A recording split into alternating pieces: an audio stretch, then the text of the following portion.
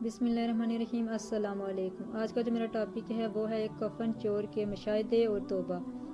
روایت ہے کہ ایک شخص خلیفہ عبد الملک کے پاس آیا اور کہا کہ اے خلیفہ، میں نے ایک بہت بڑا گناہ کیا ہے، آپ کے پاس اس غرض سے آیا ہوں کہ معلوم کر سکوں کہ آیا توبہ کے قابل ہے یا نہیں۔ عبد الملک نے پوچھا، کیا تیرا گناہ زمین و آسمان سے بھی زیادہ ہے؟ کہنے لگا، اس سے بھی بہت زیادہ ہے۔ پوچھا کہ تیرا گناہ زیادہ بڑا ہے یا کہ لوح و قلم؟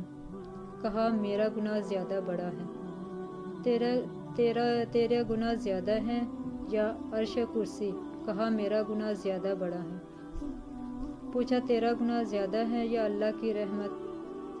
وہ شخص چیخ اٹھا مگر چپ رہا۔ عبد الملک نے پوچھا، بتا تو صحیح کہ تو نے کیا گناہ کیا ہے؟ اس شخص نے کہا، اے خلیفہ، مجھے شرم آتی ہے مگر میں بیان کرتا ہوں، شاید کہ اللہ تعالیٰ میری توبہ قبول فرمائے۔ میں کفن چور ہوں، بلکہ کفن چور تھا۔ آج کی رات میں نے 5 قبروں سے عبرت حاصل کی اور توبہ پر آمادہ ہوا۔ پہلی قبر جب میں نے کھودی تو میں نے دیکھا کہ مردے کا منہ قبلے کی جانب سے ہٹ گیا ہے۔ مجھے خوف معلوم ہوا اور میں واپس ہونے لگا۔ اتنے میں معلوم ہوا کہ گویا کوئی پکارنے والا پکار کر کہہ رہا ہے کہ اے شخص، مردے سے عذاب کی وجہ تو پوچھ لے۔ میں نے کہا کہ میں نہیں پوچھ سکتا، لیکن تم بتاؤ۔ اس نے کہا کہ یہ شرابی اور زانی تھا۔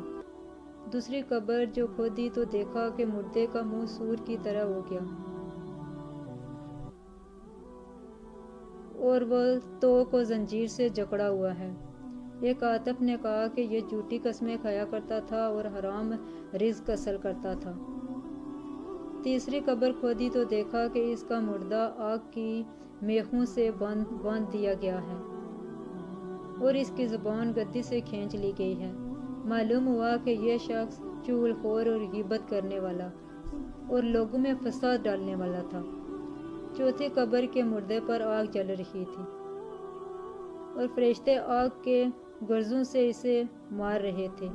میں خوف سے بھاگا۔ معلوم ہوا کہ یہ شخص نماز اور روزہ رمضان میں سستی و غفلت کیا کرتا تھا اور توبہ کرنے سے پہلے مر گیا۔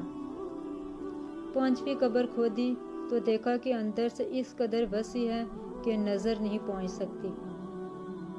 اس میں ایک تخت بچھا ہوا ہے اور اس پر ایک خوبصورت جوان بیٹھا ہوا ہے۔ اس کے سامنے حور و غلمان خدمت میں کمر بستہ ہیں۔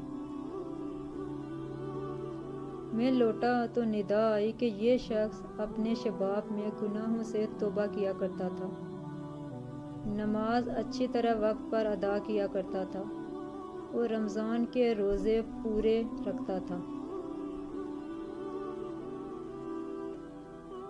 یہ دیکھ کر میں بھاگا اور توبہ کا ارادہ کیا، اور اس لیے میں آپ کے پاس آیا کہ میرا گناہ توبہ کے قابل ہے یا نہیں۔